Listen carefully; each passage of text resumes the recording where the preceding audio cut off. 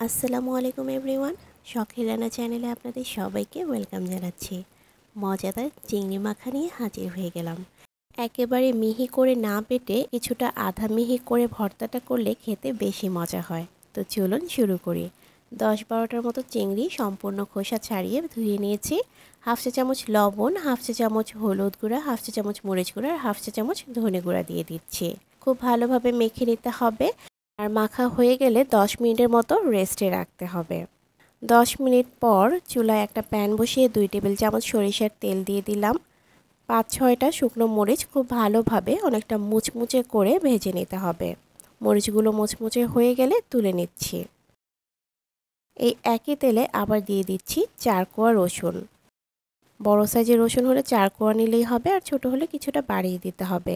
3টা পেঁয়াজ মোটা করে কেটে দিয়ে দিলাম। পেঁয়াজ আর রসুনটাকেও কিছুক্ষণ ভেজে নিতে হবে যেন এর কাঁচা ভাবটা চলে যায়।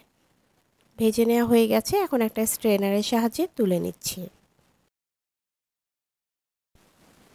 এখন এই একই তেলে দিয়ে দিচ্ছি মেখে রাখা চিংড়ি মাছ। চুলার ফ্লেমটাকে মিডিয়াম টু লোতে রাখতে হবে।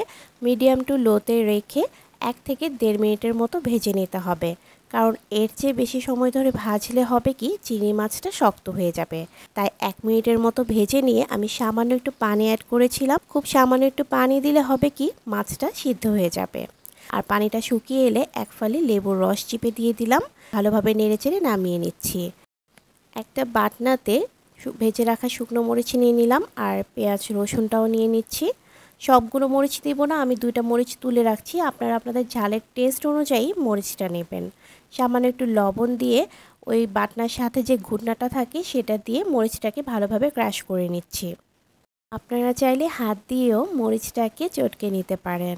মরিচটাকে ভালোভাবে চটকে নেওয়ার পর পেঁয়াজ রসুনটাকেও যথাসম্ভব আর কি একটু বেটে নিচ্ছি। এগুলোকে সম্পূর্ণ মিহি করার কোনো দরকার নেই, এটা আধা মিহি থাকলেই খেতে বেশি মজা হবে। পেঁয়াজ রসুনের পরে ভেজে নেওয়া মাছগুলোকেও ভালোভাবে একটু থেতো করে নিয়ে আধা মিহি করে নিচ্ছি। মিহি করার পর সব কিছুকে খুব ভালোভাবে একসাথে মিশিয়ে নিতে হবে। এটা বেশি প্রেশার দেওয়ার দরকার নেই, আবার একেবারে কম প্রেশারেও এটা হবে না। এর জন্য আমি একটু ছেঁচে নিয়ে তারপর মাছগুলোকে মিশিয়ে নিচ্ছি। এখন পেঁয়াজ, মরিচ, শুকনো মরিচ সব কিছুকে একবারে মাখিয়ে নিচ্ছি। ভালোভাবে মাখিয়ে নেওয়ার পর সামান্য একটু ধনেপাতা কুচি দিয়ে তারপর আবারও একটু মেখে নিলেই তৈরি হয়ে যাবে মজাদার চিংড়ি মাখা বা চিংড়ি ভর্তা। একটা সার্ভিং প্লেটে নিয়ে নিলাম। এটা গরম ভাতের সাথে খেতে বেশি ভালো লাগে। আশা করি আজকের এই চিংড়ি মাখার রেসিপি আপনাদের ভালো লেগেছে। ভালো লেগে থাকলে ফ্রেন্ডস অ্যান্ড ফ্যামিলির সাথে শেয়ার করতে পারেন। এতক্ষণ সাথে থাকার জন্য অসংখ্য ধন্যবাদ। আজ বিদায় নিচ্ছি। আল্লাহ হাফেজ।